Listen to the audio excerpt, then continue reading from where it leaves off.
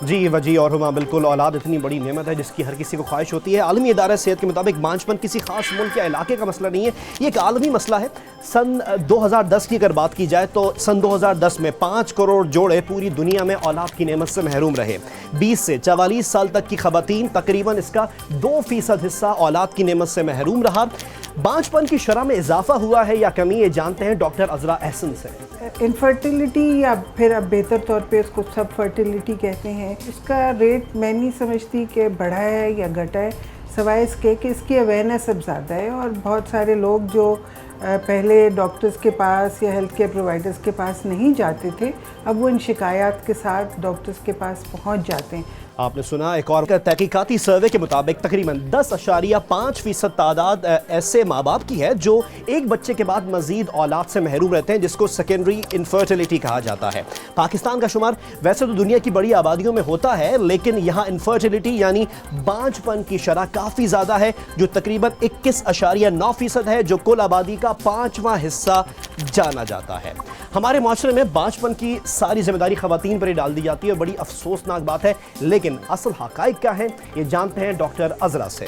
ہمارے معاشرے میں عام طور پہ یہی سمجھا جاتا ہے کہ وہ عورت کی وجہ سے نہیں ہو رہا ہے، یا عورت میں کوئی خرابی ہے یا کوئی نقص ہے، اور مرد یہ ماننے کو تیار ہی نہیں ہوتے کہ ان میں بھی کوئی پرابلم ہو سکتی ہے اور ان کو ٹیسٹ کی ضرورت ہے۔ تو کسی بھی کپل کی سب فرٹیلیٹی کا علاج کا شروع نہیں ہونا چاہیے جب تک کہ مرد کا ٹیسٹ نہ ہو جائے۔ پاکستان میں کی گئی تحقیق کے مطابق بانجھپن کے کیسز میں مسائل کا تعلق 44% خواتین سے ہوتا ہے، 23% اس کا تعلق مردوں سے ہوتا ہے، 28% کی وجوہات معلوم نہیں ہو سکیں، جبکہ 5% میں بے اولادی کی دیگر وجوہات سامنے آئی ہیں۔ خواتین میں بانجھپن کی زیادہ تر وہ جو وجوہات ہیں اس میں وزن کا بہت زیادہ کم یا بہت زیادہ ہونا، اس کے علاوہ ذیابیطس بھی ایک وجہ ہے خواتین میں، اور خواتین میں بانجھپن کی ایک اور وجہ ہے تمباکو نوشی یا دیگر منشیات کا استعمال۔ مردوں کی بات کی جائے تو مردوں میں بانجھپن کی زیادہ تر وجوہات، جس میں سگریٹ نوشی کا کثرت سے استعمال، شراب نوشی یا دیگر منشیات کا استعمال، ذیابیطس اور ناقص خوراک بھی وجہ بتائی جاتی ہے۔ بانجھپن کی ایک اور وجہ ہے جو ہم جانتے ہیں ڈاکٹر سعدیہ سے۔